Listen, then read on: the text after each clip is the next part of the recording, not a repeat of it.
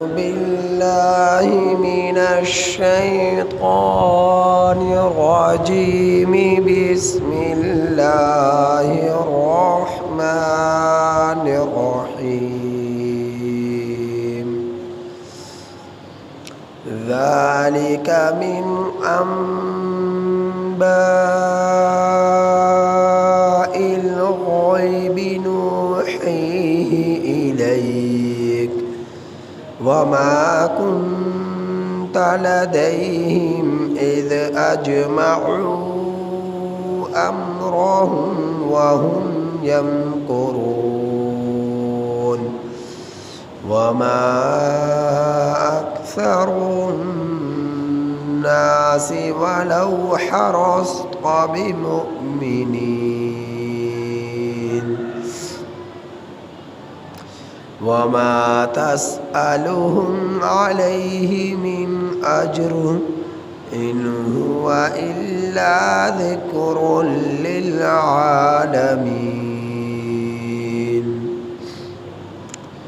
یہ سورہ یوسف کی آیت نمبر 102 تا 104 آپ حضرات کے سامنے تلاوت ہوئی. ان آیات کریمہ کا ترجمہ یہ ہے: ذالک من انباء الغیب، یہ قصہ غیب کی خبروں میں سے ہے. نوحیہ الیک، ہم وحی کرتے ہیں اسے آپ کی طرف. ہم نے وحی کیا اسے آپ کی طرف. وما كنت لديهم، اور نہ تھے آپ ان لوگوں کے پاس. اذ اجمعوا، جس وقت انہوں نے اتفاق کر لیا. امرهم، اپنے معاملے کا. وهم يمكرون، اور وہ لوگ تدبیر کر رہے تھے. وما اکثر الناس، اور نہ تھے اکثر لوگ، اور نہیں ہیں اکثر لوگ. ولو حرصت بمؤمنین، اگرچہ آپ حرص کریں ایمان والوں پر. وما تسألهم علیہ من اجر، اور نہیں آپ ان لوگوں سے اس تبلیغ پر کسی اجرت کا سوال کرتے ہیں. ان ہوا، نہیں ہے یہ قرآن، الا مگر ذکر للعالمین، مگر نصیحت جہان والوں کے لیے.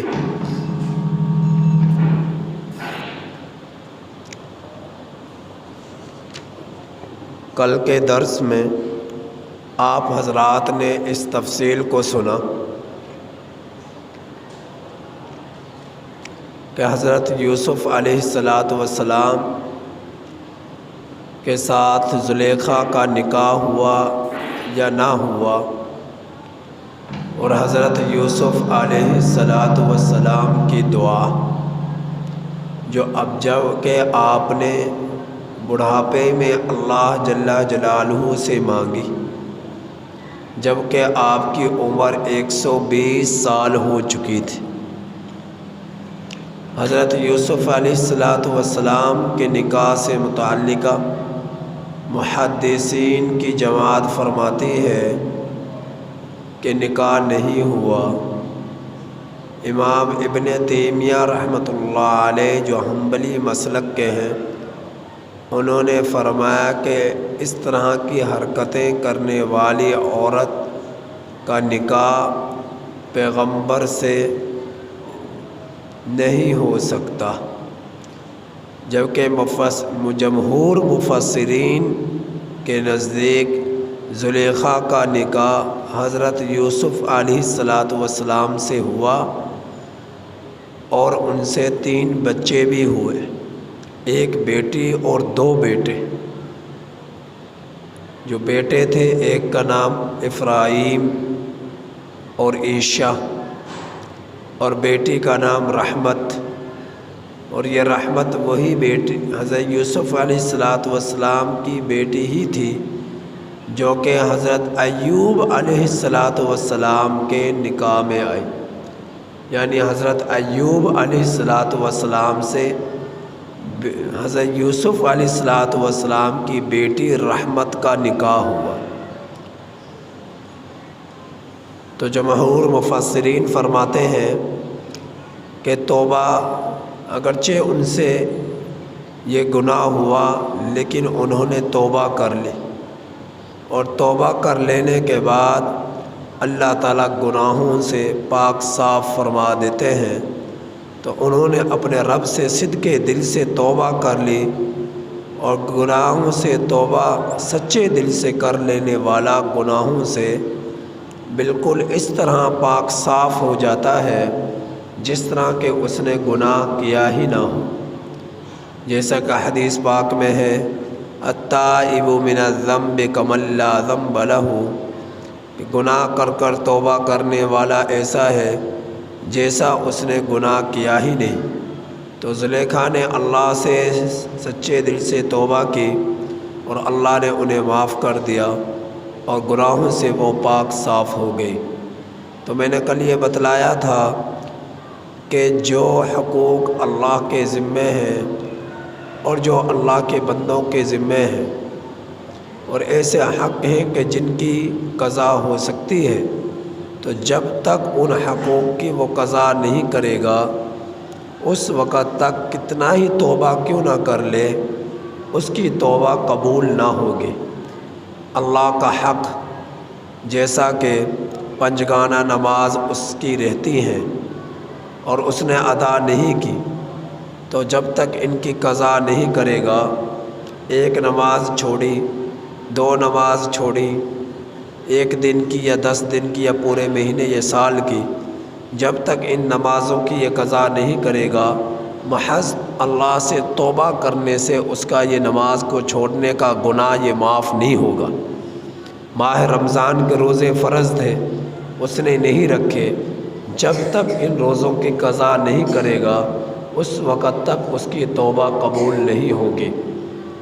حج بیت اللہ زندگی میں ایک مرتبہ فرض تھا اور وہ صاحب نصاب تھا، حج کرنے کے تمام وسائل اس کے پاس موجود تھے، راستہ پرامن تھا، اخراجات اس کے پاس موجود تھے فیملی کو دینے کے لیے، اور سفری اخراجات وہاں پر جانے کے بعد سے لے کر واپسی آنے تک اچھے خاصے اس کے پاس تھے، اور وہ حج کر سکتا تھا، اور وہ سستی کرتا رہا جان بوجھ کر۔ تو جب تک اس فریضے کو وہ ادا نہیں کر لے گا محض توبہ سے اس کا یہ گناہ معاف نہیں ہوگا۔ سستی اور کاہلی کرنے کی بنا پر اس کو اس کا گناہ پہنچتا رہے گا۔ کسی پر زکوٰۃ فرض تھی، جب تک کہ زکوٰۃ کی ادائیگی نہ کر لے اس وقت تک محض توبہ سے اس کا یہ گناہ معاف نہیں ہوگا۔ اسی طرح بندوں کا حق کہ کسی کے امانت رکھوائی واپس نہ کی، کسی سے قرض لیا واپس نہ کیا، کسی کا ناجائز زمین پر قبضہ کر لیا، تو اللہ رب العزت جب تک یہ بندوں کا حق ادا نہیں کر دے گا اس وقت تک اس کا گناہ اس کے سر سے نہیں اترے گا، چاہے کتنا ہی توبہ کرتا رہے اس کا یہ گناہ معاف نہیں ہوگا۔ تو توبہ کا جو گناہ ایسے کام کہ جو اللہ کی طرف سے اس بندے کے ذمے تھے، بندوں کے حقوق سے متعلقہ یا اللہ کے حق سے متعلقہ، جب تک ان کو ادا نہیں کرے گا اور ان کی قضا ہو سکتی ہے تو اس وقت تک محض توبہ سے اس کا یہ گناہ معاف نہیں ہوگا۔ اور جن کی قضا نہیں ہے، مثلا کسی نے شراب پی تو اس کی توبہ کی کہ اللہ معاف کر دے، گناہ ہو گیا، آج کے بعد کبھی شراب نہیں پیوں گا، اللہ اسے معاف کر دے گا۔ اور اسی طرح پر کسی نے بدکاری کی، اللہ سے توبہ کی، اللہ رب العزت اسے معاف کر دے گا۔ تو یہ ایسے گناہ ہیں کہ ان کی قضا نہیں۔ تو ایسے گناہ جن کی قضا ہو سکتی ہے، جب تک ان کو ادا نہیں کرے گا، قضا نہیں کرے گا، اس کے ذمے وہ فریضہ برقرار رہے گا اور گناہوں میں وہ مبتلا رہے گا، چاہے کتنے ہی اللہ رب العزت سے توبہ کرے۔ کل کے سبق میں آپ حضرات کے سامنے اس بات کو تفصیل سے بیان کیا گیا، تو زلیخا نے سچے دل سے توبہ کی، اللہ پاک نے معاف کر دیا اور نبی سے اس کا نکاح ہو گیا۔ حضرت یوسف علیہ السلام کی عمر جب 120 سال ہوئی تو اللہ سے آپ فریاد کر رہے، دعا کر رہے، کیا دعا کر رہے؟ اے میرے رب، تحقیق تو نے مجھے ملک عطا فرمایا، بادشاہت عطا فرمائی، 16-17 صوبوں سے بڑا صوبہ، بڑا ملک، بڑا علاقہ آپ نے میری ماتحت کر دیا اور مجھے اس کا اقتدار نصیب فرما دیا، بادشاہ بنا دیا۔ یا اللہ یہ تیرا مجھ پر احسان ہے، ورنہ میں اس قابل نہ تھا۔ ایک وقت تھا کہ کنویں میں مجھے پھینکا گیا، وہاں سے نکال کر مجھے غلام کے طور پر فروخت کیا گیا، پھر جیل خانے میں مجھے بھیجا گیا، مختلف آزمائشوں سے میں گزرا ہوں، اور تو نے اے میرے رب مجھے آج پورے ملک مصر کی بادشاہت عطا فرما دی۔ اے میرے رب یہ تو نے میری پر بہت بڑا احسان کیا۔ فرمایا وَعَلَّمْتَنِي مِن تَأْوِيلِ الْأَحَادِيثِ، اور آپ نے مجھے خوابوں کی تعبیر کا علم دیا۔ فاطر السماوات والارض، اے بغیر نمونہ کے آسمانوں کو پیدا کرنے والی ذات اور زمین کو پیدا کرنے والی ذات۔ فاطر کہتے ہیں بغیر نمونہ کے پیدا کرنے والا، تو نمونے کے ہوتے ہوئے چیز کو دوبارہ بنانا یہ بہت مشکل کام ہوتا ہے، آسان کام نہیں ہوتا۔ چاہے جائے کہ کسی چیز کا نمونہ ہی نہ ہو اور اس چیز کو بنایا جائے ابتداءً، تو یہ اس سے بھی بڑھ کر مشکل کام ہوتا ہے۔ تو اللہ رب العزت وہ ذات ہے کہ جو بغیر نمونہ کے پیدا کرنے والی ہے آسمانوں کو اور زمین کو۔ میں نے بتلایا کہ جس طرح 7 آسمان ہیں اسی طرح 7 زمینیں ہیں۔ سورۃ الطلاق کے اندر میرے رب نے 7 زمینوں کا تذکرہ فرمایا۔ اللہ الذی خلق 7 سماوات ومن الارض مثلہن، کہ جتنا میرے رب نے آسمانوں کو پیدا کیا اتنی ہی مثلہن زمینوں کو پیدا کیا۔ 7 آسمان تہ باتیں اوپر تک عرش معلیٰ تک پہنچتے ہیں، اسی طرح 7 زمینیں نیچے تہ باتیں اللہ رب العزت نے بنائی ہے۔ ایسا نہیں ہے کہ پاکستان کی زمین کوئی اور ہے، ہندوستان کی زمین کوئی اور ہے، یورپ کی زمین کوئی اور ہے، سب ایک ہی زمین ہے۔ مشرق سے لے کر مغرب تک، شمال سے لے کر جنوب تک جتنے بھی ملک آتے ہیں، شہر آتے ہیں، دیہات آتے ہیں اور قبائل آتے ہیں، یہ سب کے سب ایک زمین پر موجود ہے۔ اللہ رب العزت نے اس زمین سے نیچے ایک زمین اور بنائی ہے، اس کے نیچے ایک اور بنائی ہے، اس طرح 7 زمینیں تہ بتہ اللہ رب العزت نے بنائی ہیں۔ یہ اللہ رب العزت ان سب زمینوں کا خالق و مالک و رازق ذات ہے، اور ان سینکڑوں 7 زمینوں میں اللہ کی بے شمار مخلوقات ہیں۔ جس طرح اس زمین پر اللہ کی مخلوقات ہیں، اسی طرح 7 زمینوں میں اللہ کی مخلوقات ہیں، اور اللہ سب کو کھلا رہا ہے، سب کو پلا رہا ہے، سب کو دے رہا ہے۔ تو اللہ رب العزت جو ہے تمام زمینوں کا خالق و مالک ہے۔ تو میرے نبی نے فرمایا جو شخص کسی شخص کی ناجائز زمین پر ایک بارش قبضہ کر لے تو اللہ رب العزت 7 زمینوں کا بوجھ اس کے کندھوں پر ڈالیں گے۔ تو ایک بارش کی یہ سزا ہے، اور جو 1 کنال، 1 مرلہ، 2 مرلے، 1 کنال، 1 ایکڑ، 1 مکان جو ان پر قبضہ کر لے، آپ اندازہ کیجئے کہ اس سے کتنی سخت ترین سزا اللہ دے گا۔ ایک بارش ناجائز قبضہ کرنے والے کے کندھوں پر 7 زمینوں کا بوجھ ڈالا جا رہا ہے، تو جس نے سینکڑوں ایکڑ زمینوں پر قبضہ کر لیا اس پر کتنی زمینوں کا اور مزید بوجھ ڈالا جائے گا، کتنی یعنی سخت سزا زمینوں کے علاوہ اسے دی جائے گی۔ جہنم کے کس قدر خطرناک سزا اسے دی جائے گی وہ اس کا تصور نہیں کر سکتا۔ تو زمین دنیا کے اندر اپنے معاملات انسان دنیا میں ہی صاف کر لے، جب تک صاحب حق کو اس کا حق نہیں پہنچائے گا اللہ اسے معاف نہیں کرے گا۔ جیسا کہ میں پہلے بتلا چکا کہ زبان سے توبہ کرتے رہے، یا اللہ معاف کر دے، یا اللہ معاف کر دے، اور لوگوں کے پیسے چوری کرتا رہا، ڈاکے ڈالتا رہا، گاڑیاں چراتا رہا، زمینوں پر قبضہ کرتا رہا، جب تک صاحب حق کو یہ حق ادا نہیں کرے گا، دی ہوئی رقم واپس نہیں کرے گا، دی ہوئی زمین واپس نہیں کرے گا، چوری کی ہوئی گاڑی واپس نہیں کرے گا، اس وقت تک اس کی توبہ قبول نہیں ہوگی، اس وقت تک اس کی توبہ قبول نہیں ہوگی۔ تو اللہ سے حضرت یوسف علیہ السلام دعا کریں، اے بغیر نمونے کے پیدا کرنے والی ذات، آسمانوں کو اور زمینوں کو، انت ولی فی الدنیا، آپ ہی میرے آقا ہیں دنیا میں، والآخرہ اور آخرت میں، توفنی مسلمہ، اب دعا فرما رہے مزید کہ اے اللہ تو مجھے موت دینا، اسلام کی حالت میں دینا، کفر کی حالت میں موت نہ آ جائے،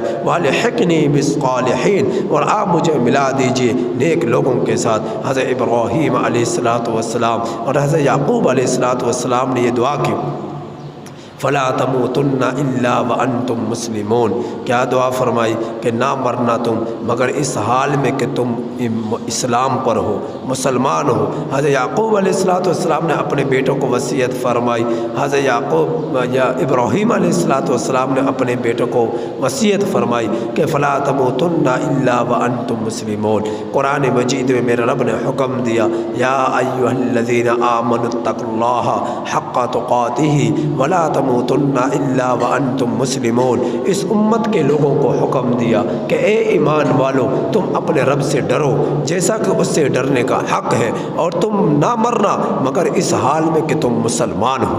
تو مجھے اور آپ کو، قیامت تک آنے والی تمام انسانیت کو میرا رب حکم دے رہا ہے، جتنے بھی ایمان لانے والے ہیں، کہ یہ بہت بڑی اللہ کی نعمت ہے جس کو ایمان کی توفیق مل جائے، اسلام کی دولت مل جائے، کہ اب وہ اللہ سے اس چیز کی دعا کرے کہ اللہ مجھے موت، میرا خاتمہ کہیں کفر پر نہ ہو جائے، شرک پر نہ ہو جائے، مجھے موت آئے تو یا اللہ اسلام کی حالت میں آئے، مجھے مسلمان ہونے کی حالت میں موت آئے، کہیں کفر پر نہ میں مر جاؤں، کہیں پر شرک پہ میں نہ مر جاؤں۔ یا اللہ رب العزت وصیت فرما رہے، حکم دے رہے کہ اے ایمان والو، تم اپنے رب سے ڈرو جیسا کہ اس سے ڈرنے کا حق ہے، اور تم نہ مرنا مگر اس حال میں کہ تم مسلمان ہو۔ تو مسلمان کی حالت میں جس کو موت آ جائے، یا اللہ کا اس پر مزید بہت بڑا احسان ہوا۔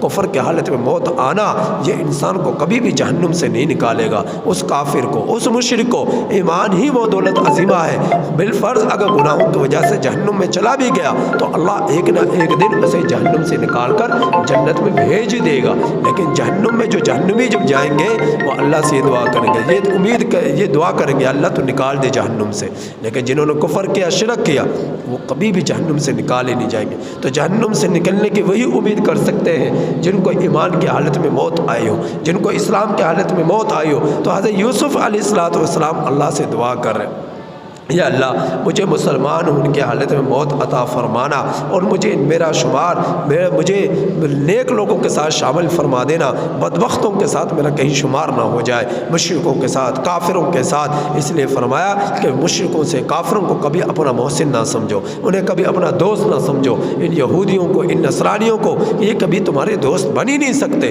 تمہارے دوست اگر ہے تو مسلمان ہیں، ایمان والے ہیں۔ تو اللہ نے کہ رسول صلی اللہ علیہ وسلم نے فرمایا کہ جسد واحد، مسلمان کے شان تو یہ ہے کہ وہ جسد واحد کی طرح ہے، ایک جسم کی طرح ہے۔ اگر ایک مسلمان کے سر میں تکلیف ہو، دوسرا اس تکلیف کو محسوس کرے، ایک انسان کے آنکھوں میں تکلیف ہو، دوسرا انسان محسوس کرے، بالکل اسی طرح کہ سر میں تکلیف ہے پورا جسم بے چین رہتا ہے، آنکھوں میں تکلیف ہے پورا جسم بے چین رہتا ہے، اور اسے قرار نہیں آتا یہاں تک کہ آنکھوں سے تکلیف دور ہو جاتی ہے۔ مسلمان کی شان یہ ہونی چاہیے کہ جب وہ اپنے کسی مسلمان کے اندر کسی تکلیف کو دیکھے، کسی برائی کو دیکھے، جب تک اپنے اس بھائی سے اس تکلیف کو دور نہ کر دے، اس کا دل، اس کا جسم بے چین رہے، اس کو سکون ہی نہ ملے جب تک کہ اپنے بھائی کو سکون میں نہ دیکھ لے۔ لیکن ہماری حالت تو یہ ہے، جب تک کسی کی جڑیں نہ کاٹ دے، جب تک کسی کو تکلیف نہ پہنچا دے، جب تک ہمارے دل میں حسد نہ آ جائے، بغض نہ آ جائے، عناد نہ آ جائے، اور یہ جو ہے دوسرے کو نقصان نہ پہنچ جائے، اس وقت تک سکون نہیں ملتا۔ وجہ کیا ہے؟ بے دینی،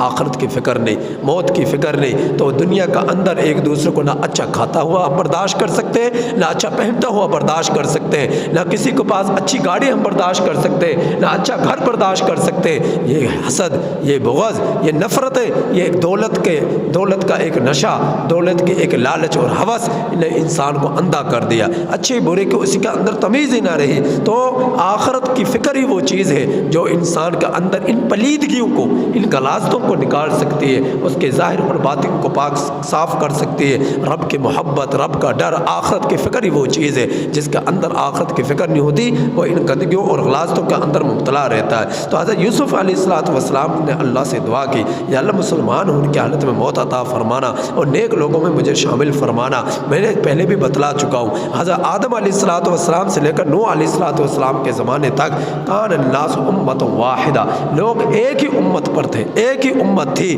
کوئی کفر نہ تھا، کوئی شرک نہ تھا۔ یہ کفر جو پھیلا ہے، شرک کی ابتدا جو ہوئی ہے حضرت نوح علیہ السلام کے زمانے سے ہوئی۔ ان کے پانچ اللہ رب العزت کے نیک برگزیدہ بندے جو نوح علیہ السلام کے زمانے میں تھے، انہی کو انہوں نے اپنا بت بنا لیا۔ آنے والی نسلوں نے انہی کی پوجا پاٹ کرنا شروع کر دی۔ میرے رب نے فرمایا لا تذرن ودا ولا سواعا ولا یغوث ویعوق ونسرا، چھوڑ دو تم ود کو اور نصر کو، یغوث کو، یعوق کو، یہ اللہ رب العزت نے حکم عطا فرمایا، ان کی کوئی حیثیت نہیں۔ جو بھی کرنے والی ذات ہے، کرنا دھرنا یہ اللہ کی ذات ہے، اللہ کے اندر وہ اختیارات ہیں، ان لوگوں کے پاس کچھ نہیں ہے۔ تو اللہ رب العزت نے جو ہے یہ جو شرک سے منع کیا، اور یہ شرک کی ابتدا، کفر کی ابتدا حضرت نوح علیہ السلام کے زمانے سے ہوئی، اور یہ رہے گا، اب کفر رہے گا، یہ شرک قیامت تک، یہاں تک کہ حضرت عیسیٰ علیہ السلام تشریف لائیں گے۔ اور جس علاقے میں، جس جگہ میں، جس ملک میں حضرت جن ملکوں پر حضرت عیسیٰ علیہ السلام کا اقتدار ہوگا، تسلط ہوگا، وہاں پر امن ہوگا، وہاں لوگ سب کے سب مسلمان ہوں گے۔ اور اس کے علاوہ دوسرے ملکوں میں جن جگہوں میں آپ کا اثر و رسوخ نہیں ہوگا، تسلط نہیں ہوگا، ان علاقوں میں لوگ کفر پر ہوں گے، شرک پر ہوں گے۔ ایک وقت آئے گا پوری دھرتی پر، پوری زمین پر ہر شخص ایمان والا ہوگا، ایک شخص بھی ایسا نہیں ہوگا جس کی زبان پر کلمہ کفر ہو یا اس کو کفر کا اندر وہ زندگی بسر کر رہا ہو، سب کے سب مسلمان ہوں گے۔ پھر اللہ رب العزت کی طرف سے ایک ٹھنڈی جو ہے ہوا چلے گی، اور اس قدر وہ جو ہے سریلی ہوا ہوگی کہ جس کو پا کر لوگ ایک جو ہے اچانک موت کے آغوش میں چلے جائیں گے۔ پھر اس دھرتی پر جو ہوں گے وہ کفر ہوں گے، کافر ہوں گے، مشرک ہوں گے، ایمان والے سب کے سب مر جائیں گے۔ تو قیامت آئے گی کافروں پر، مشرکوں پر، ان پر قیامت آئے گی، ان کے لیے یہ زمین پھٹے گی، ان کے لیے یہ آسمان پھٹے گا، یا پہاڑ پھٹیں گے، ان کی چیخیں نکلیں گی، ان کی آنکھیں نکلیں گی۔ اس وقت اللہ انہیں دکھائے گا کہ تم جس کی نافرمانی کرتے رہے، آج تم بچو، کون تمہیں اس سے بچا سکتا ہے؟ کوئی نہیں بچا سکتا اللہ کی گرفت سے، اللہ کی پکڑ سے۔ تو کافروں پر قیامت نے آنا ہے، مشرکوں پر قیامت نے آنا ہے۔ بہرحال اللہ رب العزت فرما رہے ذالک من انباء الغیب نوحیہ الیک، یہ قصہ غیب کی خبروں کا ہے، غیب کی خبروں میں سے ہے، ہم نے وحی کیا ہے اسے آپ کی طرف۔ الیکا کا مخاطب نبی کی ذات ہے، الیکا کے کا ضمیر جو ہے یہ اللہ کے رسول صلی اللہ علیہ وسلم کو اس میں خطاب ہے کہ آپ کیا جانتے تھے کہ یوسف کون ہے؟ آپ کیا جانتے تھے کہ ان کے بھائیوں نے ان کے ساتھ کیا کیا؟ آپ کیا جانتے تھے کہ مصر میں ان کا اقتدار ملا یا نہیں ملا؟ ان کے ساتھ کیا کیا معاملات پیش آئے اور وہ کس کے بیٹے تھے؟ آپ کیا جانتے تھے؟ یہ غیب کی خبروں میں سے تھا، ہم نے اپنے علم میں سے آپ کو علم دیا۔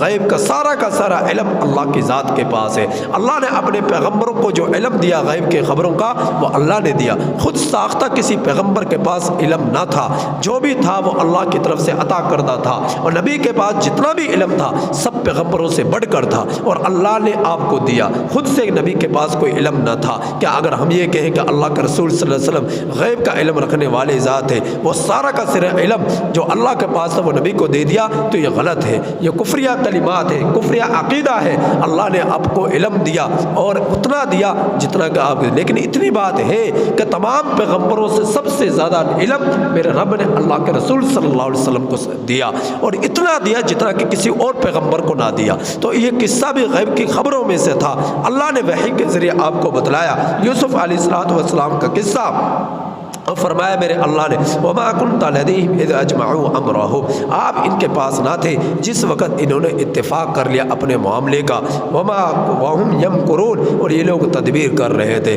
آپ کو کیا معلوم تھا کہ یوسف علیہ السلام کے بھائیوں نے باپ سے انہیں جدا کیا، پھر انہیں کنویں میں ڈالا، پھر آپ جو ہے غلام در غلام مصر کی منڈیوں میں فروخت ہوئے، اور پھر آپ جو ہے وزیر خزانہ کے وزیر اعظم کے جو ہے محل میں پہنچ گئے، وہاں سے قید خانے میں پہنچ گئے۔ آپ کو کیا معلوم تھا؟ بھائی کیا تدبیر کر رہے تھے یوسف کے بارے میں، یا اللہ نے آپ کو وحی کے ذریعے علم دیا کہ یوسف علیہ السلام کے بارے میں کس طرح بھائیوں نے تدبیر کی اور آپ کو والد سے دور کر دیا۔ میرا اللہ فرما رہا ہے وما اکثر الناس ولو حرصت بمؤمنین، نہیں ہے اکثر لوگ، نہیں اکثر لوگ اگرچہ آپ حرص کریں ایمان لانے والوں پر، جن کو اللہ ایمان کی توفیق دے گا وہ ایمان لائیں گے۔ ہر زمانے کے اندر ایمان لانے والوں کی تعداد کم رہی ہے، زیادہ نہیں رہی۔ اللہ کے رسول صلی اللہ علیہ وسلم نے جب تبلیغ فرمائی اور لوگوں کو دین کی طرف متوجہ فرمایا، آخرت کی فکر دلائی اور رب کے خوف سے عذاب سے انہیں ڈرایا، تو لوگ کہنے لگے اچھا اگر آپ سچے ہو، سچے نبی ہو تو مقابلہ کر لیتے،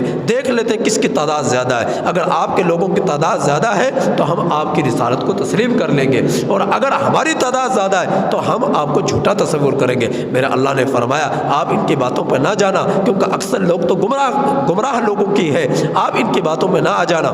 یہ اللہ نے حکم دیا نبی کریم صلی اللہ علیہ وسلم کو۔ تو ہر زمانے کے اندر کافروں کی تعداد زیادہ رہی ہے، مشرکوں کی تعداد زیادہ رہی ہے، لیکن کم تعداد کے ہوتے ہوئے یہ زیادہ پر غالب آئے، کم تعداد کے ہوتے ہوئے زیادہ پر غالب آئے۔ تو اللہ رب العزت جن کو توفیق دیتا ہے وہی ایمان لانے والے ہوتے ہیں۔ نبی جو ہے، نبی کا کام تو ہے تبلیغ کرنا، نبی کے اندر یہ کڑن ہوتی ہے، یہ غم ہوتا ہے امت کے لیے کہ یہ ایمان والے بن جائے، آخرت کی فکر کرنے والے بن جائے، جہنم سے بچنے والے بن جائے۔ لیکن اللہ کے علم میں ہے کتنوں نے ایمان لانا ہے اور کتنوں نے نہیں لانا، تو اکثر لوگ جو ہے کفر پر ہی ہوتے ہیں۔ تو اللہ رب العزت فرما رہے وما تسألهم علیہ من اجر، اے میرے پیغمبر آپ کی شان تو یہ ہے کہ آپ ان سے اس تبلیغ پر جو آپ فرما رہے ہیں، لوگوں کو نیکی کی دعوت دے رہے، برائی سے روک رہے، رب کے قریب کر رہے، شیطان سے دور کر رہے، یہ جو لوگوں کو اچھی برائی، اچھے اور برے کاموں کی پہچان کرا رہے، شناخت کرا رہے، آپ کتنی محنت ہے صبح سے لے کر شام تک، رات کو بھی، دن کو بھی، صبح بھی، شام بھی، جو ہے آپ صلی اللہ علیہ وسلم کو چین ہی نہیں آ رہا، اور لوگوں کو تبلیغ کر رہے، لوگوں کو سمجھا رہے، لوگوں کو آخرت کی فکر دلا رہے اور اللہ رب العزت کے عذاب سے ڈرا رہے۔ آپ صرف اور صرف محض اللہ کا حکم پورا کر رہے، آپ اس پر کوئی اجر نہیں لیتے، بھائی میں تبلیغ کر رہا ہوں مجھے 2 لاکھ روپے تنخواہیں۔ اللہ کے رسول صلی اللہ علیہ وسلم کسی سے کوئی اجرت کا معاوضہ، یا اللہ آپ کی اجرت جو ہے اللہ کے ذمہ ہے، اللہ آپ کو اجرت دے گا کل قیامت کے دن، اللہ آپ کو اس کا انعام دے گا جو آپ نے منصب رسالت کو سنبھال کر اس کی ذمہ داریوں کو ادا کیا، اس کا اجر تو اللہ کے پاس ہے، اس کی اجرت تو اللہ کے پاس ہے، دنیا والے نہیں دیتے، نہ آپ دنیا والوں سے تقاضا کرتے ہیں کہ مجھے اس پر اجرت دو۔ تو جب لوگوں کے رشد و ہدایت کے لیے خالصتاً انہیں جہنم سے بچانے کے لیے آپ تبلیغ کر رہے اور لوگوں کو سمجھا رہے، تو پھر لوگوں کو چاہیے کہ آپ کی باتوں کو قبول کریں۔ ان هو الا ذکر للعالمین، یہ قرآن یہ جہان والوں کے لیے نصیحت ہے۔ ان ہوا ضمیر کا مرجع قرآن کریم ہے، اللہ کا یہ کلام ہے جو میرے ہاتھوں میں ہے، جسے آپ سن رہے ہیں، جو آپ کے سینکڑوں بچوں کے حفاظ کے سینوں میں ہے، اس قرآن کے بارے میں اللہ فرما رہا ہے ان ہوا، نہیں ہے یہ قرآن الا مگر ذکر للعالمین، مگر نصیحت ہے جہان والوں کے لیے۔ کیا تم میں سے ہے کوئی جو نصیحت پکڑے اس قرآن کریم کو سن کر، اس کو پڑھ کر، اس کو سمجھ کر؟ ہے تم میں سے کوئی ایک؟ کوئی، لیکن ایسے بہت کم لوگ ہیں، قرآن کی تعلیمات سے دور بھاگتے جا رہے اور سمجھ رہے کہ ہمارے لیے اصل خزانہ یہ دنیا ہے، دنیا کی شہرت ہے، دنیا کا آرام ہے، دنیا کی جوانی ہے، دنیا کا نشہ ہے، دنیا کی ہوس ہے، دنیا کی تڑپ ہے۔ میں اور آپ یہ سمجھ بیٹھے ہیں کہ اصل دولت اور خزانہ قرآن سے ہٹ کر سب کچھ ہے جو دنیا میں دکھائی دے رہا ہے، جبکہ میرا رب فرما رہا ہے اصل دولت، اصل خزانہ یہ قرآن ہے۔ جس کو قرآن کی دولت مل گئی، قرآن کی تعلیمات جس کو مل گئی، یہ اللہ نے اس پر بہت بڑا احسان کر دیا۔ تم نے نہیں دیکھا اللہ کے پیغمبر یوسف علیہ السلام کو اللہ نے یہ انعامات عطا فرمائے، جو ہے اقتدار عطا فرمایا، علم عطا فرمایا، تو اس علم کی بنا پر اللہ کے سامنے شکر ادا کرے۔ اللہ تیرا احسان ہے، تیرا شکر ہے کہ تو نے مجھے یہ بن مانگے عطا فرما دی چیزیں، جبکہ مجھے اور آپ کو اگر یہ چیزیں نہیں ملی، ہم اس کو سمجھنے کے لیے تیار نہیں، سیکھنے کے لیے تیار نہیں، اور بس ٹس سے مس نہیں ہوتے۔ ہر ایک اپنی دھن میں مگن ہے، ہر ایک صبح سے لے کر شام تک اپنے چند ٹکوں کی خاطر اپنے اللہ کو دور کر رہا ہے، دین کو دور کر رہا ہے، مسجد کو ویران کر رہا ہے، اس کو غیر آباد کر رہا ہے، اور سمجھ رہا کامیابی میری دکان میں ہے، کامیابی میرے بازاروں میں ہے، کامیابی میری ملز اور فیکٹریوں میں ہے۔ تو یہ ایک محض دھوکہ ہے جو شیطان نے اسے ڈالا ہوا ہے، لیکن کوئی اس خواب گاہ سے بیدار ہونے کے لیے تیار نہیں ہے۔ بس سن ہو گئے جسم، سن ہو گئی یہ سوچیں، سن ہو گئی یہ دل، تو اور جو ہے بے جان ہو گیا پورا جسم، تو اسے پتہ ہی نہیں چلتا اچھے برے کا کہ میں کس طرف جا رہا ہوں۔ میری دن بہ دن